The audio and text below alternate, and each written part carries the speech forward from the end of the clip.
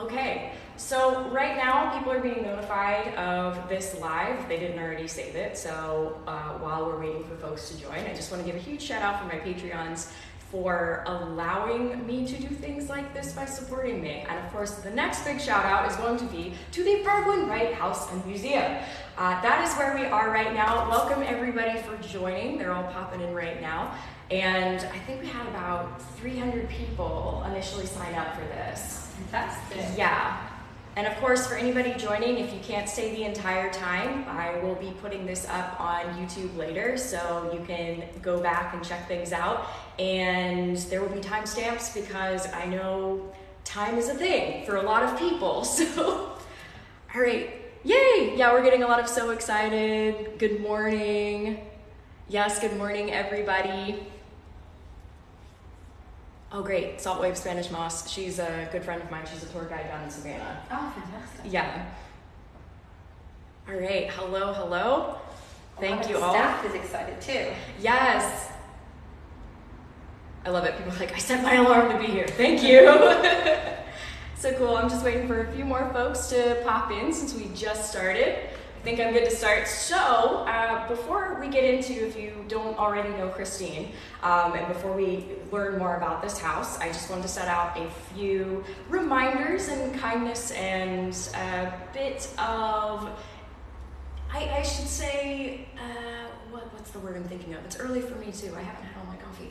I would like to set a few rules, so to speak, just of courtesy to those in the house as well as those who support the house who may be descendants. For some of you, I know you are very intuitive, and that's fantastic. I am all for putting in the chat, hey, I pick up on this person, I pick up on this person. I merely ask out of respect for those who are still alive, family members that we may run across, we may not, but just saying if so, please do not drop any names in the chat.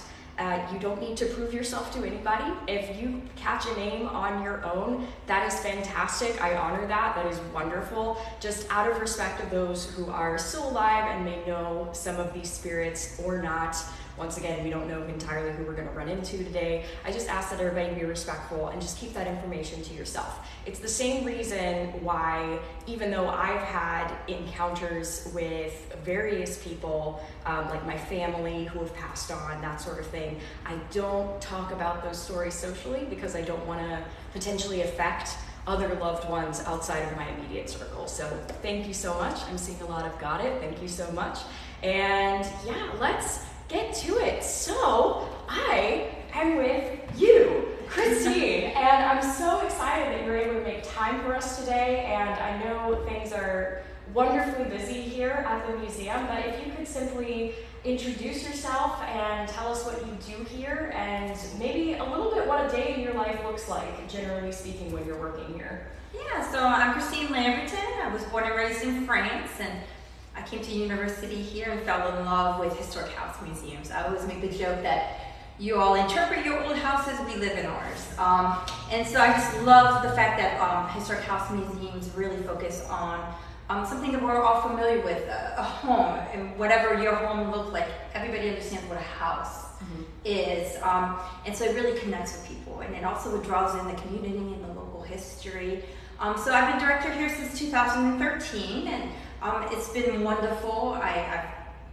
I always call this my baby, my first baby. I've had two since, but I have a strong attachment to this house and the history.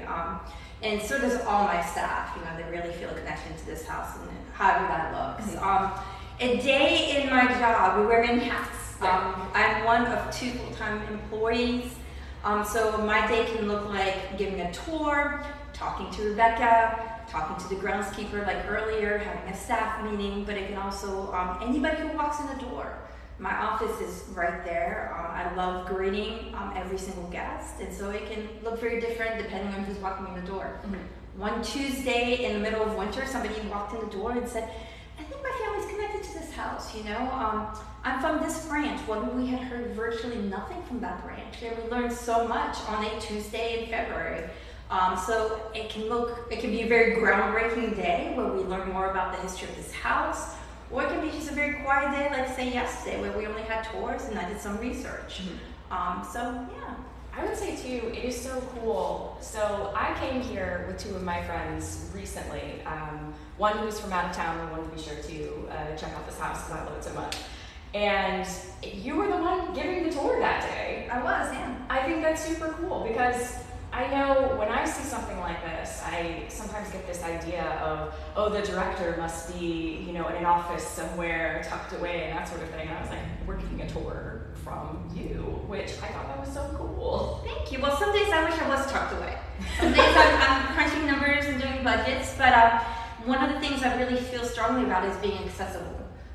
You know, I want guests to feel like they have access to me, to all the staff members, to the whole house.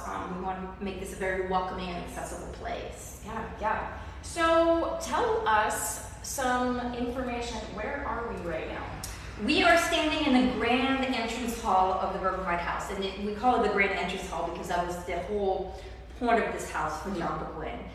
This is going to be the oldest and largest property in Wilmington. This was considered a back mansion for 1770. But the history is rooted even deeper in the history of Wilmington. This is also the site of the first city jail of Wilmington. So we've got 4 colonial structures. 3 of them date back to 1744, along with that almost acre of property. And then the house is 1770. And this would have been the room that would have made the first impression on John Burgwin's guests. And it was completely made or fabricated. Again, English, not my first language.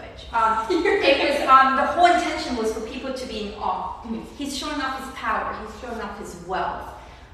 He's, you know, really wants people to walk away realizing, imprinting on their mind that, you know, his grand entrance hall, simply for greeting people, is the average size of a person's home, or is the size of an average person's home during that era.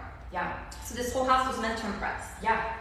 And it certainly does. Even so many years later, it certainly does. And I know a lot of that has to do with your efforts in keeping it this way and upkeeping and that sort of thing. So on an energetic level, I feel it's safe to say during the heyday, I mean, this would have had a lot of people in here, right? Absolutely. The entire purpose of this home was to entertain. Yeah. It was a summer town home, and you cannot have a port city without captains who are willing to come here, without planters who are willing to have their shops, without people moving in. And so John Burgwin, being a royal official, he worked for the governor, living in this area, having plantations 8 miles north of Wilmington, his whole purpose was to have a grand home where he could entertain people of wealth, of power, that could bring Wilmington, or put Wilmington on the map, who could see the potential in Wilmington growing and thriving as a colonial port. Had he not seen that and had that vision and had that ambition, Wilmington might have remained just a little town on the Cape Fear River. But he saw the potential, he saw a need, and he turned his home into a venue. The entire purpose of this home was to have meetings in his office during the day and then parties in the evening. And that's another thing that you offer. The Burgwin-Wright House offers night tours, and that's the first Friday of every month.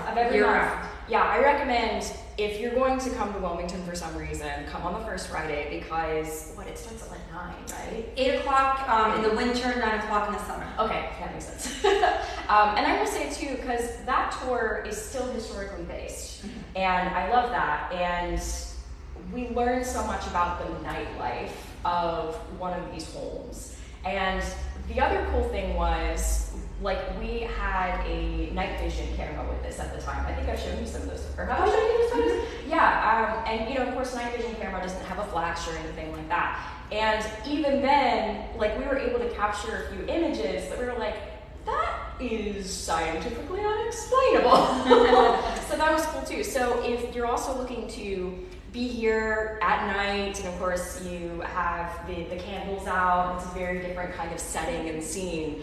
You may also run into a few others who may not always be out during the day. So we talked a lot about, or we've already gone into who lived in this house, who would have built this house, what it was for, but I also want to give recognition to who would have worked in this house, who would have built this house. So can you go into that a little bit more? This house was entirely built by enslaved labor. John Burgwin, at the peak of his wealth, if you take into account all the plantations and the homes he owned, very likely had owned 300 people. Mm-hmm. It was built using his own material, his own people that he owned, and so a lot of people say they see this grand home and they get this, and it was meant to impress us. They're very impressive. We tell them every single room, every aspect of this house has 2 stories. Mm-hmm. The people who it was built for, but the people who built it, who worked it, and the energy can be very different depending on which room you're in, what you're interpreting, and we tell people that our tour gives you kind of two lights, and even at night you see it in a different light, but depending on how you approach your room, you can see the house in very different ways. That beautiful chandelier you'll see in the dining room, I tell people that is symbolic of a child's entire childhood. Mm-hmm. Their job is maintaining that beautiful Irish crystal chandelier. So people will come in and be like, oh my gosh, it's stunning, especially at night. Yeah, but keep in mind, there's 2 stories to every single piece of furniture in this house, every floorboard, everything. Yeah. Yeah. And that was one thing, especially on the more recent tour that I took, I noticed the initiative that you were taking as far as telling the 2 stories. And that's what I also appreciate so much, because that's just as much a part of the history, to talk about the people who did not own this house, the people who were forced to work in this house and that sort of thing. And that's something we see too in the energy as well. The back stairwell in particular. I know when we were here shooting or filming for YouTube back, goodness. That back hallway. that back area. And I know he specifically said, and of course if anybody wants to go back and watch that, you're welcome to. I'm not entirely sure if we're going to run into him right now, because remember, spirits can move around. They're not always trapped in one place forever. But he was also very adamant. He was a man of color, but he was also very adamant. He's like, no, I was not a slave. And he was very proud about that. But still, he was working. He didn't get to own this house. And you see that, what I'm saying is, I think it's important to be able to note those 2 sides. It's important to remember that we're a colonial home, and so social life, culture, even the institution of slavery was different in the colonial era. It evolved, it changes, and this house saw it all. Yeah. It saw the wars, it saw the evolution of our culture, our society, and it has lived through it all. So the number of people who have come and gone in this house have ranged from enslaved children to very prominent royal officials, to GIs. During World War II, this was an officers' club. So families, babies. So we've had everybody under the sun in one shape or form has been here. Mm-hmm. Young women, old women, free, enslaved, sick, not sick. Mm-hmm. And we have to also remember that 3 of our buildings and the property itself was a place where people were incarcerated. Right. And so we're very sensitive to the fact that, people were brought here unjustly, tried unjustly, and capital punishment took place on this property. Yeah. So this is an interesting side, because every walks of life has been here on this property. Yeah. And kind of segue, all of that builds an energy over time. And I'm gonna check in with folks. Okay, hello everyone. I will be checking the chat absolutely whenever I can. Yes, okay, so energetic read real quick. People are asking, okay, because they've moved a bit more. Before we went live, there was, he's still here. I just call him the gentleman. I call him the gentleman in the hall, if that's what they're referring to. Just always very cordial. Every time that I've been here, he's always been very much like, oh, greetings, he speaks in a more eloquent way. He's very facetious too. Yes, and he clearly cares, I know he cares about you, and he cares about the home, and he cares about how things are kept up. And I call him the welcoming committee. Yeah. I always get a sense that he's very excited, especially during the busy season. Mm-hmm. That's when people feel him more. He loves toys. He loves people enjoying the house. Yeah. He's very much, I call him the welcoming committee. Yeah. He's like, yes. Also, for those picking up on a woman, I have as well. She was hanging out over there. she's since moved a bit further over there. Sorry, I don't mean to point, goodness. There was some, I don't know, I guess that would be rude to like point at somebody. It's me. I hang out in the halls. No, I guess.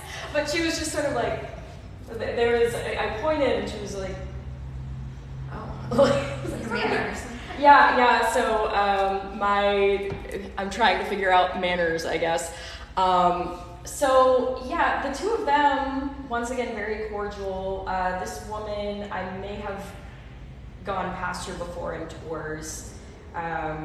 She strikes me, I'm like thinking, basically when I channel, I look away from them because I have to like focus. I'm seeing like braids like on the side. I'm trying to think what time period that would be, like the middle part of braids and like a bun. Depends on the status. Yeah. She can change it. She has like a kind of wide dress. Like it's not like super wide, but it's like around here. It could have been there mid-19th century. Okay. That's very that popular. seems right, yeah. The man, I think he was from a little bit forward from that. Oh, no, he's correcting me. Behind. Yeah, because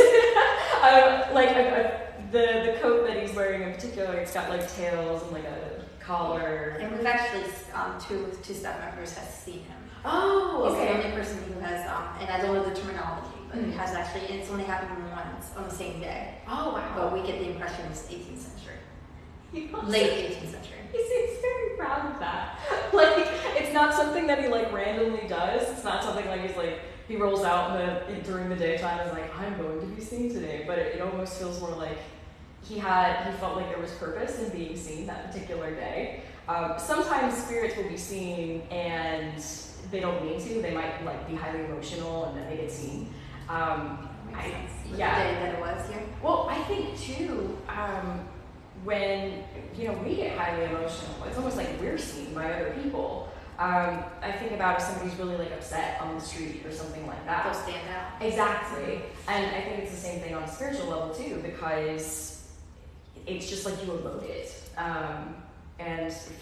But no, he seemed very collected in particular. He's like, no, it's fine.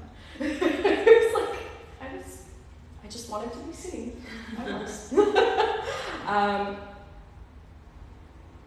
Yeah, his accent's interesting, and not necessarily meaning that he's from another place, but I know accents change so much, and even within 20 years, they can change in a location.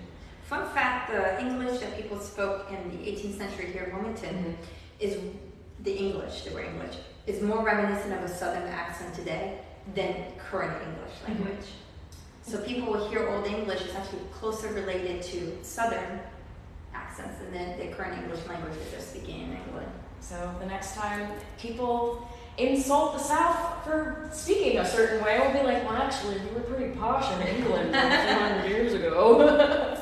Cool. So if it's okay with you, I'd love to go into this room. Absolutely. So everybody, you're going on a ride with me. I'm just going to read the comments a little bit more. Let's see. Someone picked up on the kid. Okay, so I want to place this in a location that'll get the most views of the room. I know it's a little crooked because Wilmington actually has hills, which is a fun reality. Yeah, so it's going to be a little bit crooked, friends, but I trust that you know me and you're going to be fine with that. So, I know just walking into this room, it feels more exciting. And that's not just from knowing the history, that's not from just looking around and being like, oh, this looks like a place that people would hang out, but it carries that kind of energy of things happened here, conversations happened here, whether they be loud and dramatic or quiet and specific. So on that note, can you tell us more about this room? The formal parlor during the day would have been for your first meeting. So say John Burgwin went to a party, he's introduced to maybe a captain, he's introduced to a new family, maybe a planter, and he sees potential in having a relationship with them. Well, it's kind of like the modern day coffee date. You don't want to have hours on end, and then dinner. That's a commitment. You're gonna have tea. So you would invite them during the day. You would have, like I said, quiet conversation. You're kind of getting to know each other, seeing if there's aligned interests. Specifically here on the tip-top table here. And it would have lasted maybe up to an hour. And then after that hour, both parties would have gauged whether they want to continue in a more informal manner, so when they see each other at parties and at other people's homes, or formal manner. And then if they did want to see each other in a formal manner, then John would take the initiative to invite them for dinner. And so they would go upstairs, have dinner, European dinners, lots of hours, lots of courses, you're showing off, you're trying to impress. Then in the evening, especially during the century, the 18th century, it's a little bit looser. People weren't as conservative as you see later on during the Victorian era. They were kind of let loose. They had been a lot of drinking during dinner. You would come down here, you move the table, you put it in a corner, you're gambling, which is illegal. But John would witness the law. Right. He's making a point. Yep. Don't worry, I am the law. I am the royal governor's secretary. Dancing, music, conversation, people have been drinking, people are loosening up a little bit. So this would have been a really fun place in the evening, a lot more casual. Now, you're still on guard. Every word you utter has an effect. You don't want to drop your guard completely, but there's no doubt that some people can hold their liquor. Maybe that's the point for some gatherings. John Burgwin has a reputation for enjoying a good time. He was well known to throw great parties. And just thinking about John Burgwin, last time we talked last week when I was filming for videos, which all of you should check those out if you haven't already, because the Burgwin-Wright house is tagged, and you should be following them because sometimes we just need beautiful things like the gardens and nice houses on our news feeds instead of some other things that are on the news feeds sometimes. But you mentioned during that time, I think it's easy for us, like Americans, to look at the Revolutionary War and say, oh, well, everybody wanted to leave. I mean, nobody wanted to be with England. But you were saying that this was a vastly loyalist town. Absolutely. It's a port. Yeah. Its wealth is concentrated here, and how do you make money? You're working with the British Empire. And so port cities tended to be more loyal because their wealth is tied to the British Empire. John Burgwin was born and raised in England. He worked for the governor. He's instrumental in making Wilmington the port city that it became. Absolutely, this is a loyalist home. And people of wealth tended to be loyal. Now keep in mind, people of wealth, stories all this time, still happen today. They align themselves with whoever's going to help them maintain their wealth. So loyalties shift throughout the war. The war was not just 1 year, it lasted years in it. So John Burgwin did stay loyal throughout the entire war. Others were loyal and then they weren't. Because when they see that there's going to be possibly a new country and they were powerful under the British Empire, well, now they have the potential of being powerful under the new American government. So alliances shift, but in this home, definitely loyal. Yeah. I just think about, growing up and being told, oh, it's all about freedom and stuff, and what you just said was it's about money. So survival for the poor. Yeah.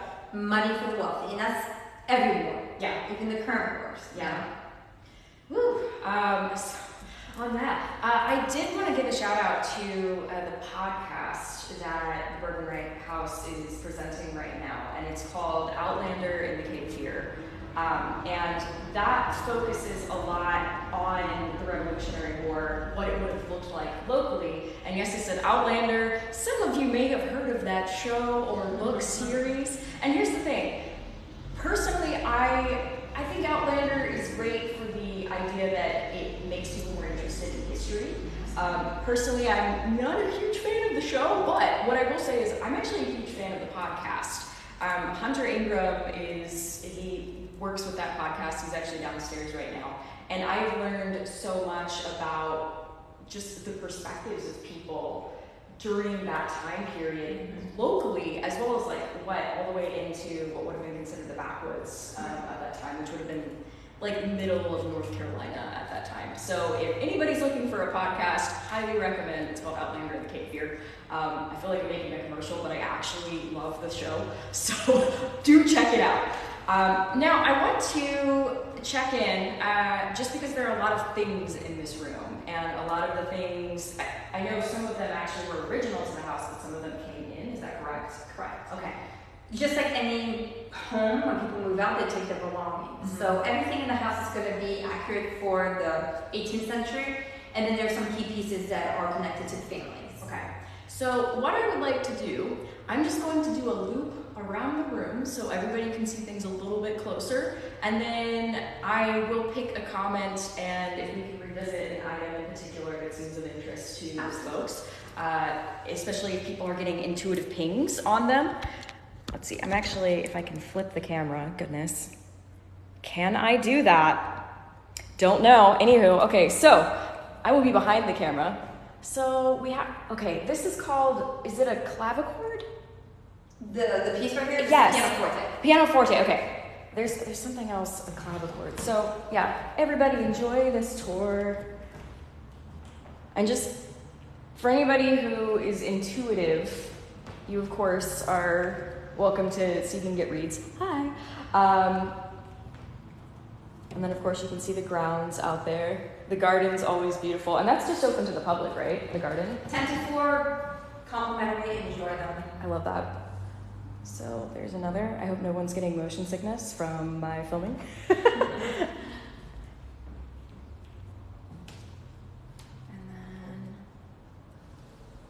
okay.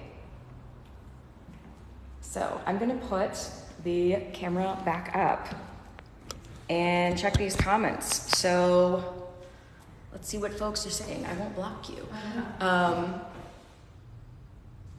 People are talking about the corner. Somebody said they're obsessed with the teapots.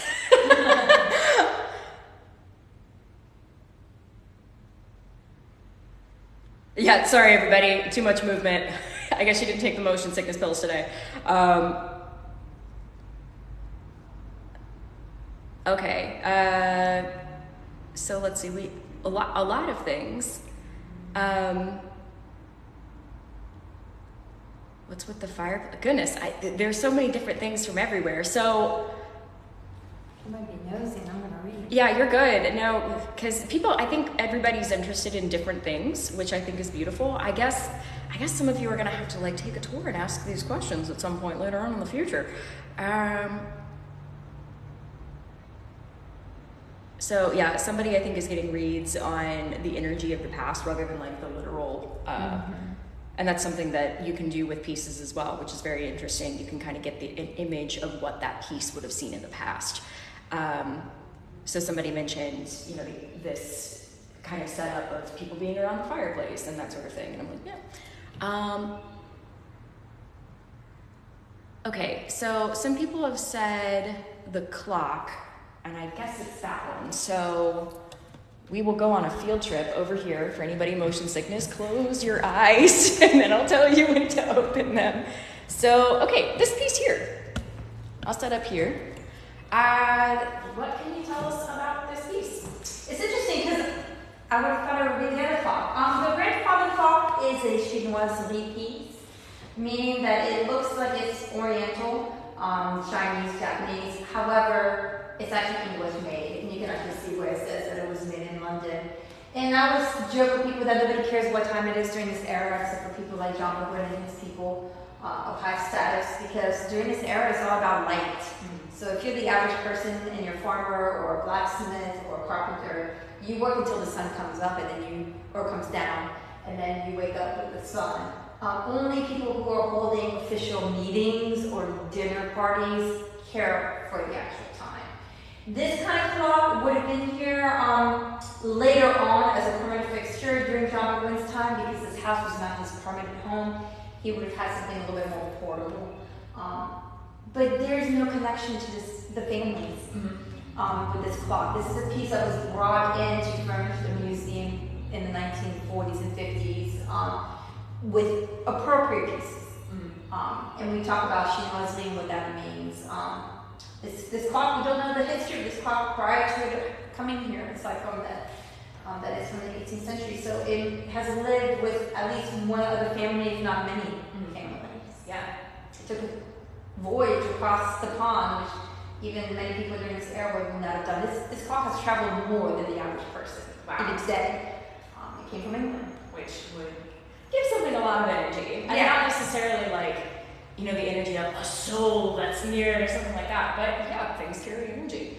I'm curious about it because it feels very settled here. Like, this is on an energetic level. It feels very settled here. It doesn't feel like, I'm out of place and I need to go home or something like that. It's been here since museum opened, and we are the oldest house museum in the Southeast. We've been open since 1951. Wow. Every fourth grader in Wilmington since 1952 has seen this clock. It has definitely become a fixture. Yeah. People remember coming here as a kid and seeing the grandfather clock. Because grandfather clocks, I'm a nerd, but grandfather clocks are impressive. You don't see them in the average home anymore. I don't go to your house and see a grandfather clock. Right? Yeah. But these grandfather clocks were fixtures in people's homes. And they were really important. They dictated your day. Yeah. And so this clock is kind of, very formal. I associate it with a butler. Mm-hmm. You know, they make your house run. Yeah. And they're that fixture that people take it for granted it will always be there. Yeah. Okay. Very stoic. So the other thing that I saw some of was the poker table. So I'll pop on, just flip it over here, and then after that, I believe we could go to another room. So yes, I am curious where this table came from. So it's an English piece. Okay. You will not find another Lee-turn table. And I tell people that it's basically like a poker, the precursor to poker. Mm-hmm. It involves chips. As you can see, these are replicas, hence why I can even touch them. Mm-hmm. Little chips. Those look like fish. Yeah. Cards. Gambling. If you feel a lot of energy, because people had a lot of emotions gambling. Mm-hmm. John Burgwin's inviting you to gamble. For a nice friendly card game. There's an ulterior motive. Gambling's illegal. Mm-hmm. Getting in debt is illegal. We have debtor cells here. Yeah. So John Burgwin is basically inviting you to break the law. Mm-hmm. Now these men were above the law. So we're breaking the law, but we're above the law. Mm-hmm. So that's very symbolic.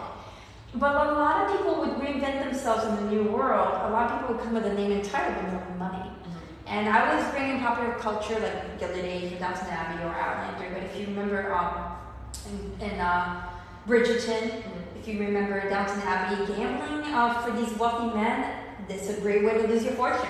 Yeah. Bad investments, gambling. So you see this in Bridgerton. Somebody's actually murdered over a gambling debt. Yeah. In Downton Abbey, you see Lord Brampton, who has a lot of property, zero money, be invited, get in debt, and he cannot pay his debt. Yeah.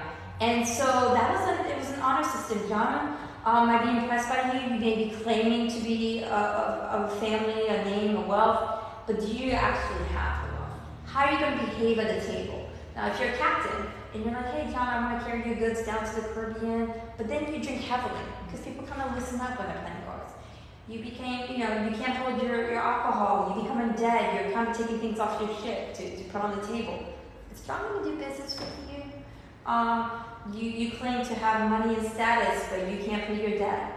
There's a great line in Bridgerton where it says, well, a gentleman can always pay his debt, or should always pay his debt. We also have lots of accounts of petty officers. Petty officers would be invited, we don't have the same rigid system as we do in the old world. But they don't get paid well. And so they would clean out local planters and then get on a ship and go. And so the local planters would then write letters of grievance to the royal officials, and then be like, well, you gambled, it's illegal, you took a risk. Yeah. So a lot of emotion, a lot of stakes here. You could dictate somebody's future this way, or you could ruin somebody this way. Yeah. And that's the thing, that energy, it rises. Like when I feel it, it's kind of like this, like it's not quite like smoke, but like a sizzle. It's the unknown, it's the excitement, it's the adrenaline. Absolutely. Yeah. There's definitely tension here. Yeah. So if it's okay with you, I would like to go upstairs to the bedroom. It's the one with the cradle in it. Yeah, the master bedroom. Yeah, the master bedroom. Now, I want to give a quick thing for folks. The master bedroom, for some really sensitive people, has not been, I should say, an enjoyable place, like it's a beautiful place, but if you are particularly sensitive, especially if you feel things in your gut, I would just recommend either put the phone aside and listen for a little bit, or at least like do some shielding or that kind of thing, do some grounding so that way you're good. It's not like a place where I'm like, whoa, danger, all that stuff, but I just know firsthand the first time that I went there and I wasn't prepared, I was kind of like, oh. So just letting you know. Okay. And then again, for anybody who's motion sickness, I will be going upstairs, so please, please be aware. And of course, there are other rooms downstairs at the house. We won't be going into every one, but that's what the tour is for, so you'll have to check that out. The staircase, all of you can see it. It's so pretty.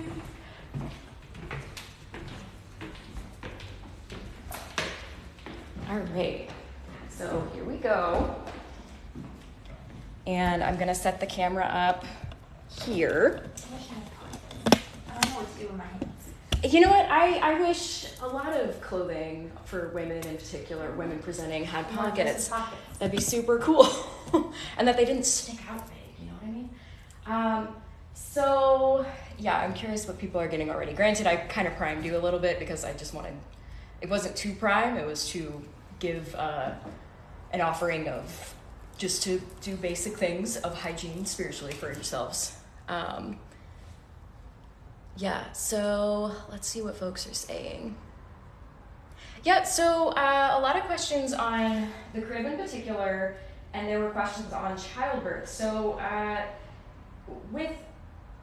if you could give a brief summary on this room, and could you answer that question, would children have been born in this room? Yeah, so this room is very different, used very differently by the two families. Mm-hmm. So for John Burgwin, this would have just been another guest bedroom. Mm-hmm. It would have been for somebody of higher status who's not really interested in knowing how busy Wilmington is faring. They already know, they're already involved in Wilmington. So this would have been the back room that's a little more quiet, a little bit more private, and it would have been men, women using this basically as when they're traveling to Wilmington, John Burgwin would actually retreat to a home next door, and this would be his kind of guest house. So during John Burgwin's time, this was just a guest bedroom. Mm-hmm. Now, during the Wright family time, this was a home. The children moved in. Children were born in this room. No child tragically died. Mm-hmm. I will say when it comes to this room, there's no tragic story with the children, but children were definitely born here. Mm-hmm. We only had one family member that we know has passed away peacefully of old age. We assume it would have been in the master bedroom. He was the master of the home. Mm-hmm. But in that sense, this room would have been a very feminine room. Mm-hmm.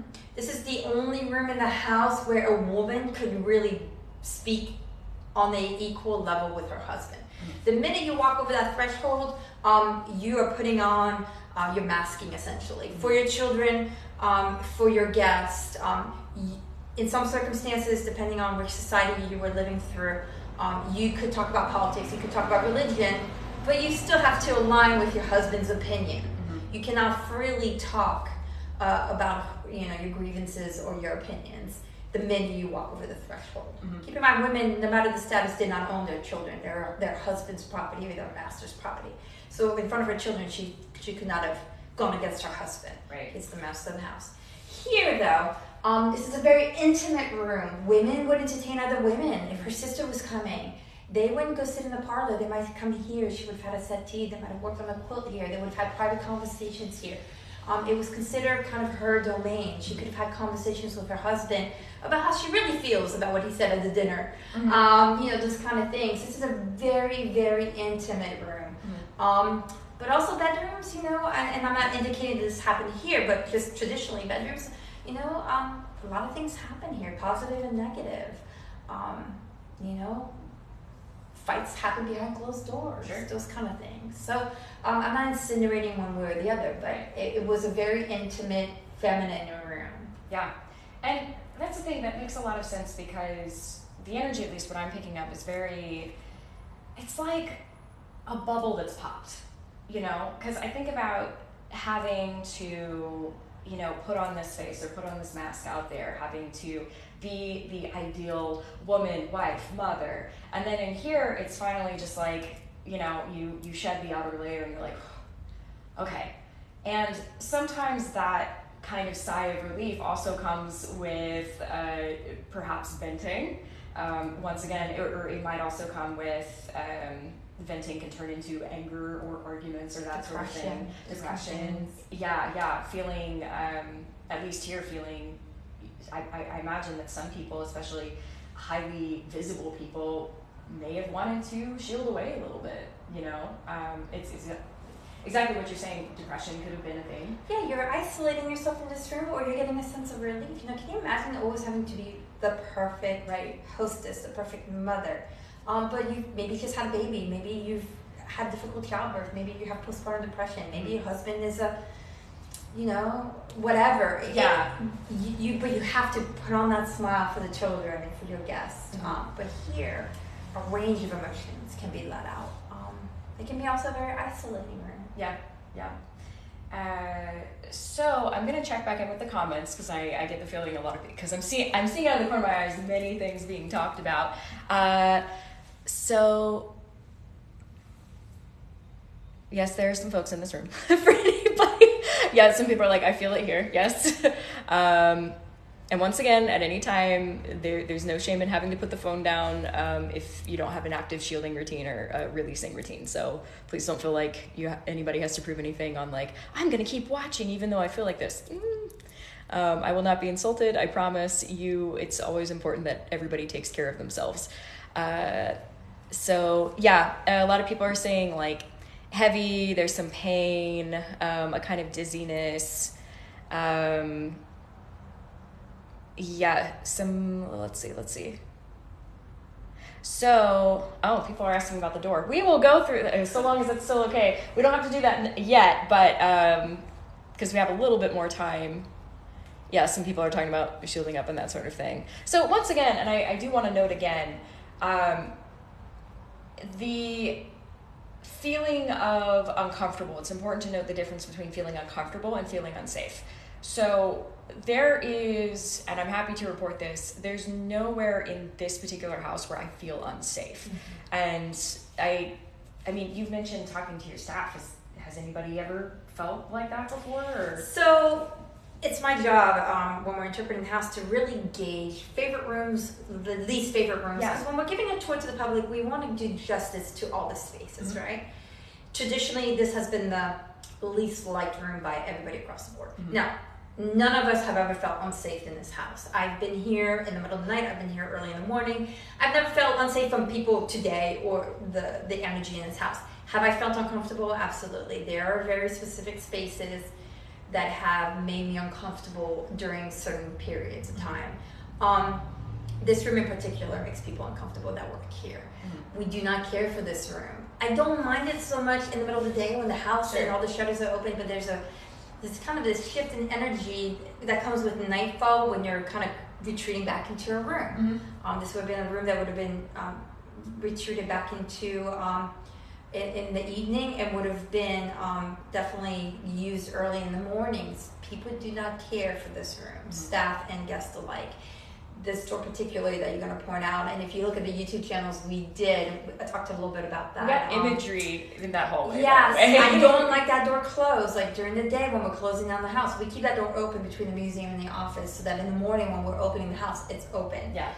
Because there's a shift between this room that makes you kind of uncomfortable and feels very heavy to feeling highly uncomfortable behind that door. And we've talked about that before.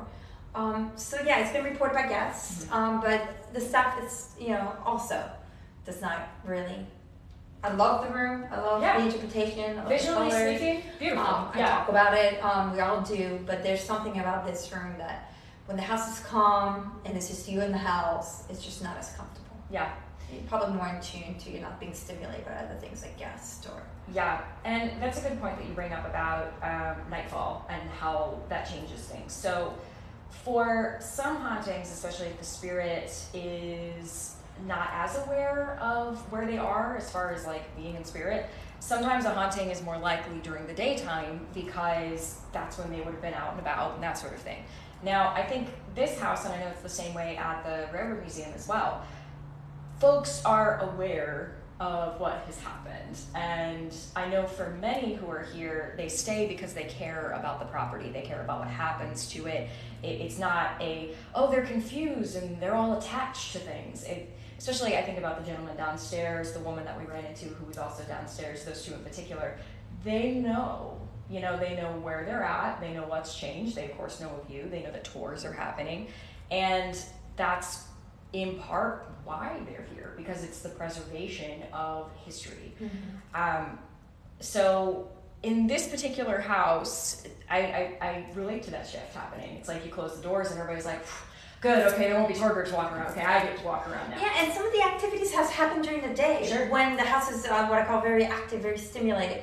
But there's definitely some things that feel different when, our house is not insulated, so we hear the traffic, the phone's constantly ringing, we have people working in the office, but when the house is quiet, which would have been the natural cycle of a home, your house gets quiet in the evening, we might be a little bit more in tune to certain spaces.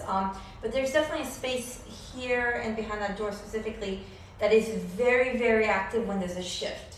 So when there's a shift in staff, when there's a shift in maybe a new event happening at the house. During 2020, when we reopened the house, when we all came back after 6 months of not being here, it was unbearable for about 2 weeks. It's interesting. It depends with what's happening in the house and the museum that certain spaces feel heavier, more active. And that's the thing. Even if Spirit doesn't fully recognize what's happening on the day-to-day, huge events like that are absolutely noticeable because it's a shift in energy. We were gone for 6 months. Exactly. And so, I imagine in many, many places, and I know some of you work at other spiritually active places as well, or are very familiar with them, everybody was kind of figuring out, where are we now? What are we doing? Like, does this continue? Did we do something wrong? But also I think about the history of things and how our generation, this was our first big, what on TikTok we call it the panini. This was our big panini, right? But I think of other generations, especially before vaccines, who they regularly saw these outbreaks. And so on a historical level, I feel like some of the spirits recognized it a lot easier than we did in present day. This house was never vacant. Yeah. So being vacant for 6 months. The last time it was vacant was when the house was basically abandoned and was about to go up for sale and threatened with demolition. So all of a sudden this house was abandoned again for 6 months. And then we come back. Just to offer some validation, I know some of you have talked about, there were a number of people who talked about a woman sitting in that chair. I know I've picked up on a woman actually laying in the bed. That was the last time that I was here. Okay, hi. So, yes. She's fine though, but there was a man I was picking up on earlier who's not fine. I think he just is angry about things. He's very permeating, like when he's around. And you've picked up on him before. I've picked up on him before. He's got like a very angry stare. But I think this particular conversation bored him. I don't feel him so much anymore. Yeah, he's like, anyway, there's like a wall over here. And I was like, I don't feel him so much anymore. Okay, yeah. He didn't like that. He's just like, really?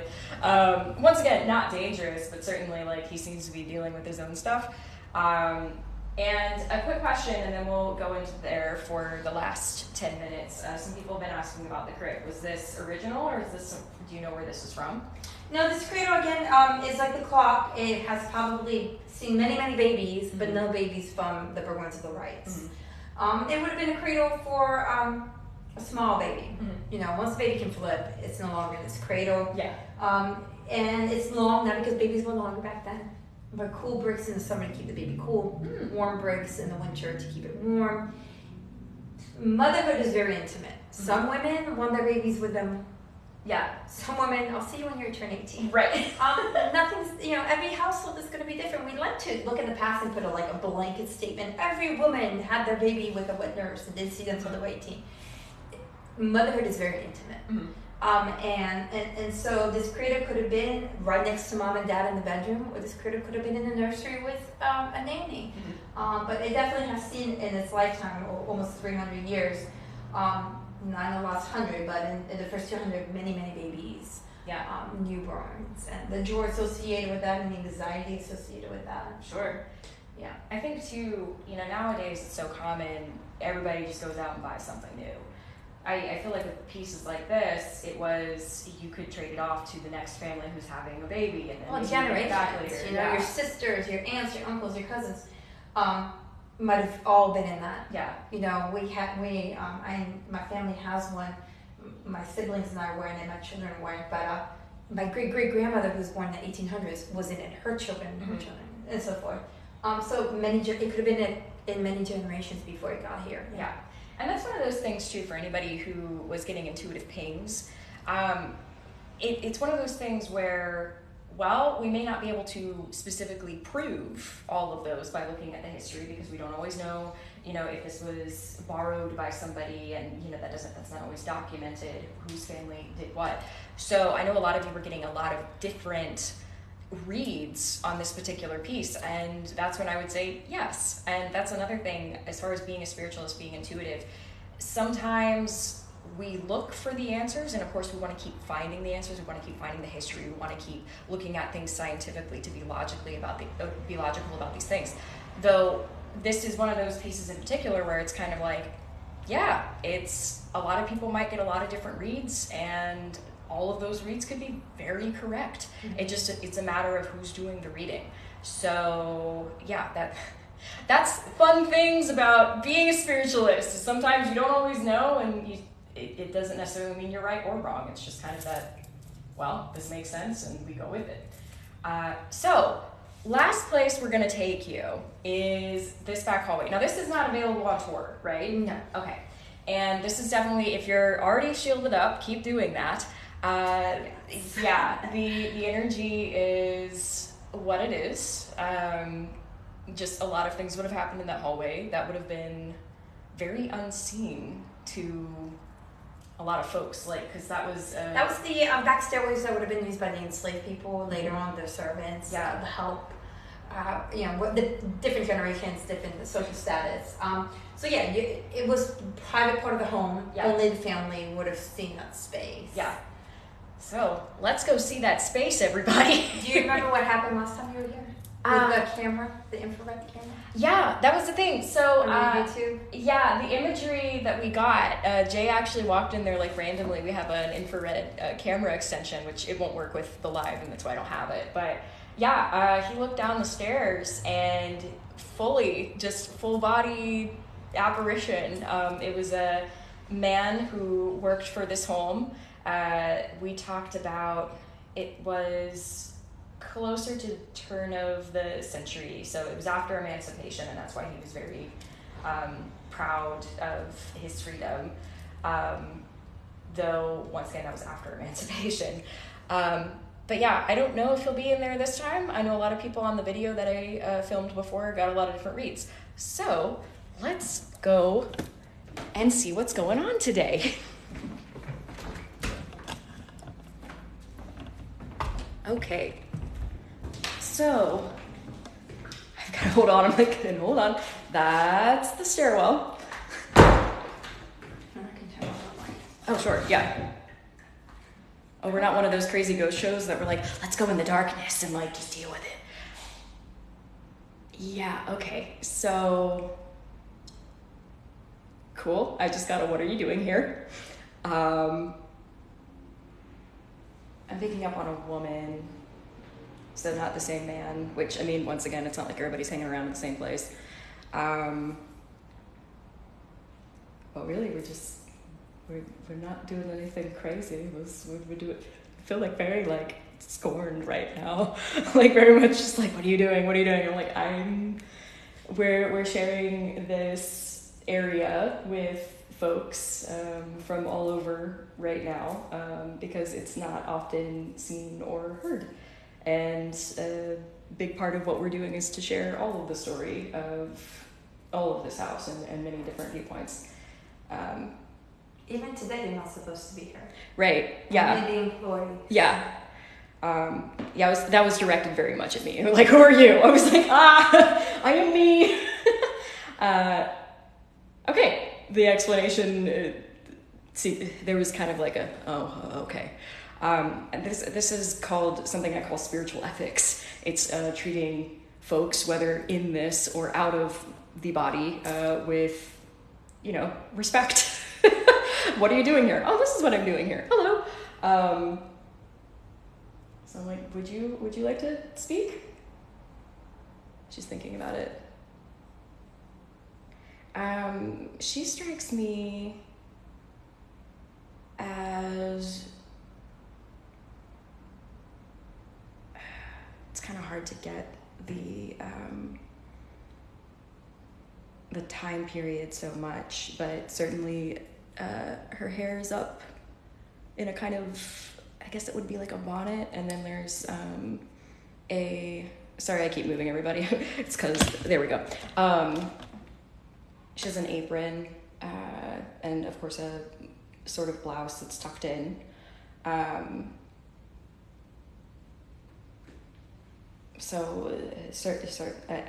Yeah.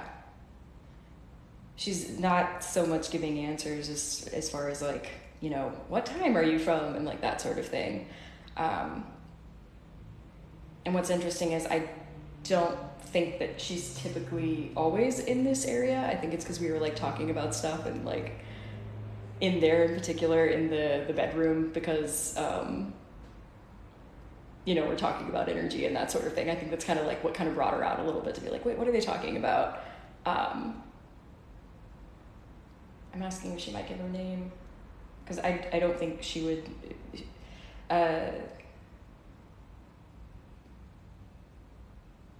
she wouldn't have descendants that would own this house. She's like, no, I don't know you. I'm like, that's fine. So yeah, it was more for, I know that you've done a lot of work for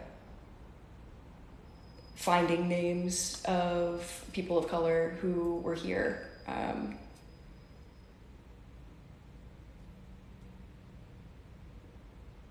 That's what I was trying to pick up on. So, I don't think she knew about that. She's like, what, name somewhere? I said, I don't know, it might be.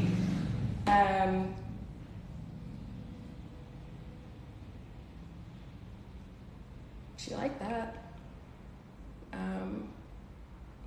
Yeah, she was like, my name might be somewhere. Somebody might know about me. I was like, yeah, we might. Okay, now she's kind of done. That was fun. That was like, yeah, she's like heading back down the stairs. She was like, oh, okay. And then she just was like, done with the chat. It feels very much like a video game, like when you go up to people and like ask them questions and talk to them about things, and then they're just like, okay, and then they walk away.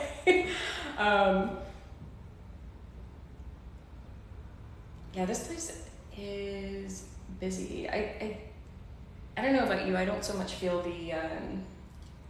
there was certainly tension when we first walked in here. I'm not feeling it as much anymore. Maybe that's because I'm just used to it at this point. Yeah. Let's see. People are like, hold the railing. Well, here's a question. So I'll put this here for a moment. So we've got this kind of like in the background. Let's see. So would it be, I'll go with your discretion on this. Any stories from this hallway in particular that? None. The only story we would have is that it was a very busy space. Mm-hmm. It would have been used by, like I said, the enslaved people, and then after emancipation, what they would have called servants. Mm-hmm. There was somebody here taking care of the property and the house up until the 50s. Mm-hmm. As a matter of fact, the husband and the wife, he was the groundskeeper, and she just maintained the house even when it was a museum early on. They lived in the back addition here. Mm-hmm. So it just would have been, you would have been in the way. If you're hanging out on the stairwell, you're keeping somebody from doing their job. They're going up and down the stairs. It would have been busy. Later on, the back rooms would have been where the children were housed, the nursery. So there would have been kids going up and down the stairs. Picking that up too, yeah. The formal staircase would have been used by the adults of the family, but the kids are going up and down the stairs. Yeah. The people who are maintaining this house are going up and down the stairs, and they're busy. Yeah. They're working. So you're in the way, you know. Yeah, and that's to say too, for some people in the original video, they were picking up on the energy of children. So I would define that more as less as a like specific sentient spirit in this particular area, but certainly having to do with the energy, you being able to pick up on the energy of the past and how that can stick around, even if a sentient being is not always there to talk to, essentially. But as far as, because this is where you mentioned some stuff that happened, like hearing things and that sort of thing. I will leave it to your discretion. Do you want to talk about any of that? Yeah, so what's interesting about the staircase is that historically it would have been the busiest staircase, but now that it's a museum, it's the quietest staircase. Only staff goes up this staircase, specifically our executive director who goes to her office is up here, and then when we open and close the museum. So at the minimum or at the most, maybe 20 trips up and down the stairs a day, at the minimum 3. We have had instances, the energy here has, especially when we return after 6 months, has been very forbidding. You know, if you're not doing something, if you're not closing the house or you're going to your office, what are you doing back here? Yeah. Like this house. After when we go through staff changes or things happen here or new events or when we were closed, it's very much this anxiety of why are things changing? The house needs to run smoothly. Where have you kind of been? You know, things need to go back to normal. Once the house is back to normal or the event is done, we don't feel it as much. I have heard the last 3 stairs, somebody coming down the last 3 stairs. The keypad for the alarm system is there. And I was disarming the alarm. I specifically heard as if somebody was waiting for me to come in that morning. Somebody had been waiting, like kind of like, I always think like some of your parents are waiting for you at the bottom of the stairs. Somebody was waiting for me because I heard the last 3 stairs, and then I felt this presence. You know, if you and I were standing very close, you would feel my presence, me breathing, somebody feeling very close to me, and I was like, very close to me, looking at me while I was undoing the alarm system. I was grappling with the decision I needed to make as a director. I had been putting it off for months, and it was interrupting how operations was going. And I remember just saying, "I'll take care of it today, I promise." And then I felt the energy kind of go away.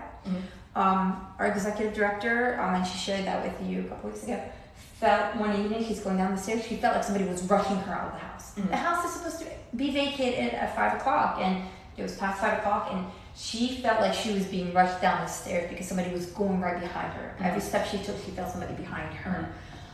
The person who works in the office below that has reported hearing somebody going down the stairs and then ending in a landing here and then going back up. And for a long time, she thought it was our executive director maybe coming down, changing her mind or being like, I forgot something, and going back up. But it was happening even when nobody was here. So there's definitely some activity. It would be like somebody who's doing their job and goes up the stairs and is like, oh shoot, I forgot that kind of thing. But it would happen often.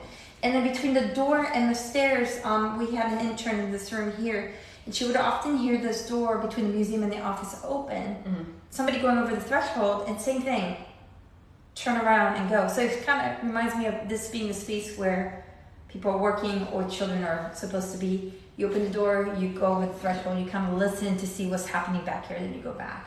She would hear it daily, multiple times. And for a long time, she thought it was me going through the museum, but it happened to me too.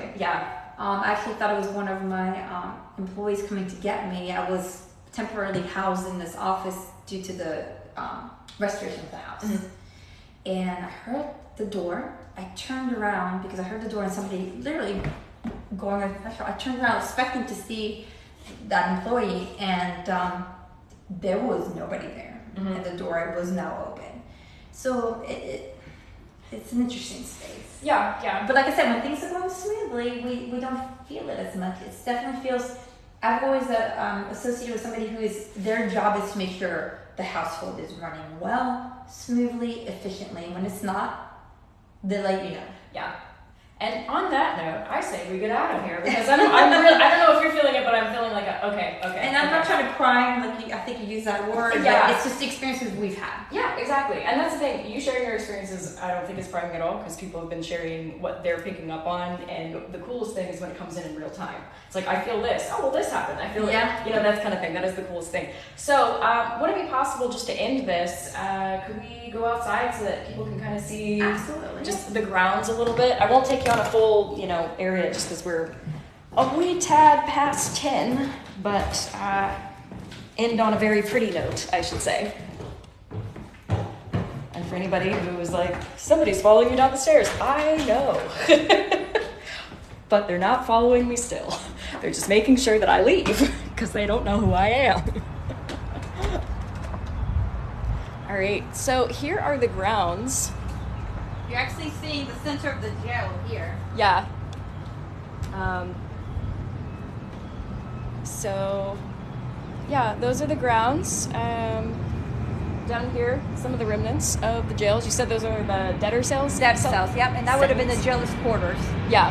That building right there would be jailer's quarters. But then we have all the gardens out here that are upkept. Just gorgeous. So, I'll set this up just to bid everyone a good day. So, everybody, thank you so much for watching. If you just happen to catch us, remember this will be up on YouTube as soon as I can possibly get it up there. My YouTube is also linked in the bio. And if you enjoyed this, look up the Burgwin-Wright house. Of course, if you're within North Carolina, South Carolina is close by as well. Consider coming by for a tour. You might get this wonderful tour guide, for example. And then for anybody who just enjoyed this experience and wants a way to give back, of course, you're a nonprofit, you accept donations. Nonprofit. Yeah, and this is, just imagine trying to upkeep a house like this. So if any of you want to do that, of course, look up the Burgwin-Wright house online, or listen to the podcast that they also have, Outlander and the Cape Fear. But Christine, thank you so much. Thank you so much for coming out here, and thank you for tuning in. Yeah. All right. Well, everybody have a great day. Thank you so much for joining, and I will see you again soon.